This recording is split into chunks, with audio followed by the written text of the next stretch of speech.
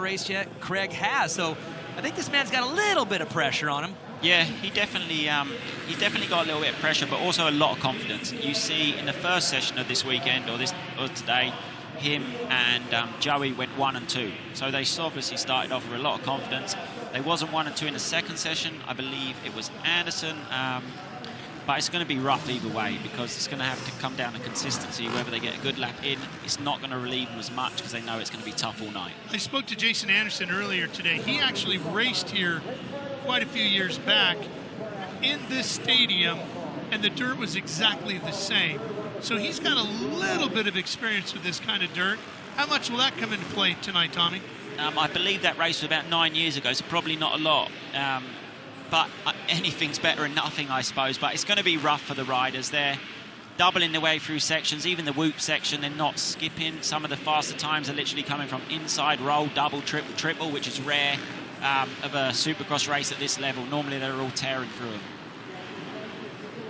Daniel, these guys all running the paddle rear tires. Most of the people I've talked to, that's what they decided to go with. You got 200 more cc's on these big 450s than what we just saw. These guys are just eating this racetrack up. Yeah, the scoop was a big topic a week ago on the hard pack in Australia. Eli Tomac just stuck with it in soil where it wasn't complimentary, but that's Eli Tomac. But here, you don't have a choice. I mean, it would be such a disadvantage to not use it. So there is going to be a brief period of reconnecting with the tire because it does feel different, but on this soil, you're wanting to dig when you're straight, and you're wanting to have a little bit of a flex on the side. So I do think it is the tire of choice, and everyone's probably used to it by now, and if they're not going to get comfortable anyway. So. All right, let's get you updated with the times. Right now, 52.250, the time to beat. Pipes Motorsports Group's Jason Anderson right there, sitting on top of the board with Christian Craig, his title combatant on the Quadlock Honda Racing Machine with a 52.3. Right behind him now, Joey Savatgy, the other title contender, going to the top of the board with a 50.773. So he really knocks a couple of seconds off of it.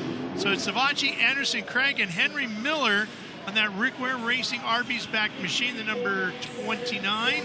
He's got a 52.7 up on the board. Up, one rider down and back up here, getting ready to go. That's the 99, the Stark. Jorge Zaragoza. There's a 911 of Tixier on the Team GSM entry. Not sure what he hit there. There's a little bit of a spark in that rhythm section, but Ralph, we're at a pretty unique part in the night, or in the day that is, where they want to be aggressive because they want to push, but the harder you push, the more mistakes you make. So it's like finding that balance of being exact, being precise, but then maybe attacking here and there in the moments of the track where it's available, but definitely a tough part of the day right now when they're trying to find that balance. Well, Christian Craig on his Honda with a 52.382 sits third right now. What can you tell us?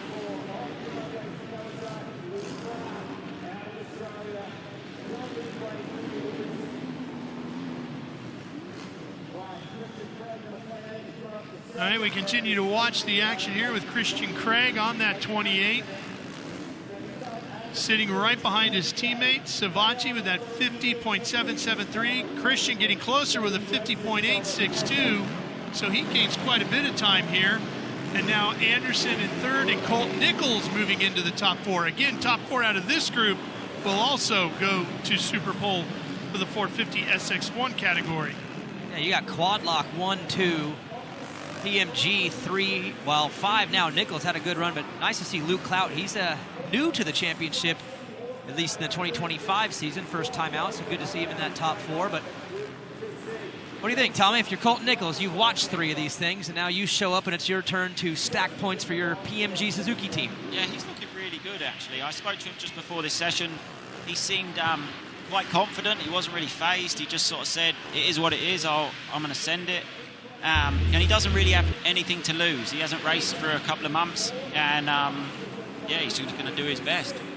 Looks like Savatgy on a flyer here.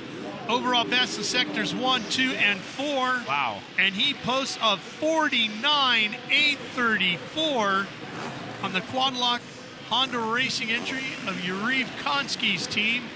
But that's a big number to lay down on everybody. Yeah, forget the balance. I mean, he was scrubbing up the finish line jump, pushing, and I mean, he looked good in the first practice session, looking good now. And if you think about championship points, too, he's in that sweet spot in second. A good night can put him right there in the driver's seat going to the final round. So more pressure on Craig than Savatgy. And I think it's all offense for Joey. And that final fourth position to get into SuperPole keeps changing. It's been Miller, then Cloud, Nichols, and Jordi Tixier now for Team GSM, sitting in the fourth position with a 51.9. And we're inside of 4.5 minutes left to go in the session. Anderson on the clock. Here he is on the 21. And he's personal best in Sector 1, even in Sector 2. Let's see what Jason can do. Oh, El Hombre. Keeping that front wheel up in the air, guys. But look at how those bars are moving around on it. I mean, everyone out there is so loose. I think it's gone that they're thinking about doubling through these sections. I think all they're trying to do is get through them as fast as they possibly can. Everyone looks squirrely out there, and these are the best in the world, but these conditions are so difficult, and no one would have rode anything like this. So it's a very even playing field, and I think that fourth spot's not safe. Aranda's in it now. Jordi's behind him, the Team GSM, a couple of European riders. Nice to see the French guys up there, and I think it does play into these guys' hands, if anything, rather than the Americans tonight. Yeah, fourth has changed again, as you mentioned. Team GSM hanging on to the position, but it's not Tixier anymore. It's Gregory Aranda, who also had a really good run going in Australia, Daniel. Yeah, he was really fast, really aggressive, but did have some issues. And actually on the injury report this week with a little bit of a tear, I think. I don't know if it's a full tear. Kristen maybe can give us the extent of it, but I know he's got an issue with his right thumb throttle hand. That's going to be difficult to manage. But so far, when it comes to speed, no issue for Aranda. Yeah, Kristen, we heard from his team principal, and Serge was saying that he wasn't sure if he was going to be 100%, but he was going to give it a go, right? Had a ligament tear. He told me that he will undergo surgery at the conclusion of the season. All right, well, season wrapping up in just one more week as we head off to South Africa next with the championship. Cape Town next weekend will wrap up the championship. Savatgy, number 1. Christian Craig, number 2. Jason Anderson and Tixier still in 4th. Inside of 2.5 minutes to go as you look at Jordi Tixier right there on that 911 2014 MX2 World Champion. His best finish in World Supercross, an 8th in the season finales. Wrapped up the championship in 2022. Yeah, Ralph, we just saw Savatgy on the side of the track, goggles off, talking to his mechanic. When you're up over a second, you asked it in SX2, what do you do? I think he's comfortable with it. He's just going to ride that one in. A second is big in qualifying, so Joey's safe. It'd be big if everything was perfect, right? But here, you know, you'd have to go so far out and over that limit to get that second or more. Why push it? All right, inside of a minute and a half to go. We saw more of those sparks coming off the rear of the Stark. Like a little oil dripping on the back of that too? No, I think on the Starks they have two, well, something's not right unless they've just called it down. I think they have 2 calipers on that because he has a rear brake on the bar and he has his rear brake on the foot. A couple of the Stark riders do. So not every single one of them. It's a choice for them whether they want the brake on the bar, both sides, or they just use a foot brake. But 2 of them use both. And I think where both calipers are on that disc, it gets hotter than the other bikes. I mean, you can just see the riders don't even want to be out there at this point. If they've got a good lap, they're like, it's not worth the risk. And it's just beginning. They've got 3 races to go yet tonight as we watch Luke Cloud. Luke is 7th right now in the Venom Bud Racing entry. We're going to see all-in, full effort from the number 4 tonight, man. That guy goes for it. Had some good runs last year, Ralph. Luke Cloud, I mean, he's that sneaky rider this week who could drop into this lineup, have a great run here in Sweden. Luke out of Sydney, New South Wales, Australia. Finished third in the SX2 Championship in World Supercross in 2023. Sixth in World Supercross competition in 2024. And the checkered flag is out. This one is over. Savatgy, Craig, Anderson, and Tixier go on to SuperPole. And Joey will be the talk of the paddock with that blistering 49.834 in qualifying. There he is. Yuriv Konski's Quadlock Honda Racing entry, number 17. One of the racers challenging for the championship this year with his teammate Christian Craig and the Suzuki of Jason Anderson.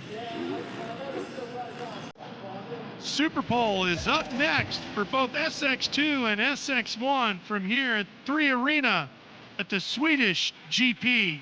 But here's your qualifying results confirmation that it's Savatgy, Craig, Anderson, and Tixier moving on.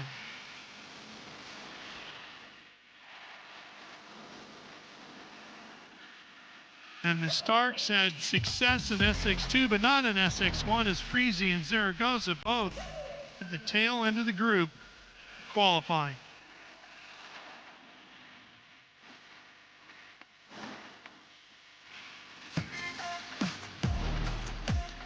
There's Joey. Savatgy will now make his way back to his pit box. And they will make plans for SuperPole, which is just moments away. Not a lot of rest for the racers if you come to World Supercross. You are constantly racing or just getting ready to go right back out. And that's where Joey's at right now. He'll get something to drink, wipe his face off, and make a couple adjustments to the bike, and then they'll get right back on it and go again. All right, Daniel, so qualifying is over. SuperPole is up next.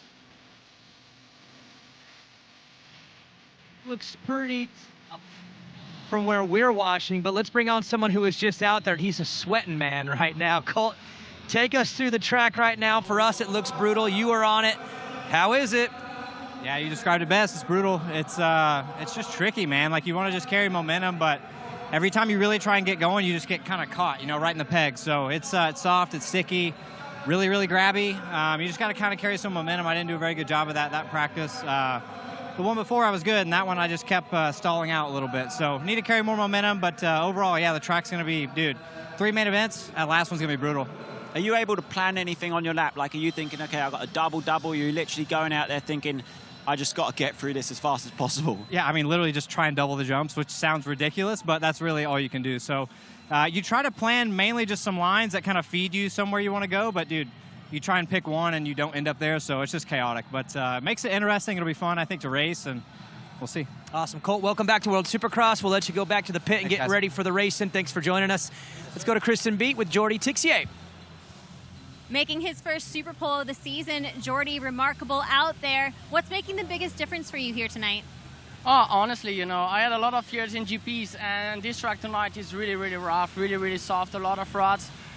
I would say it's kind of sand technique, you know. So, you know, I have been world champion. I have riding Lommel, Lierop, and all those tracks, you know. So the track is really sketchy tonight.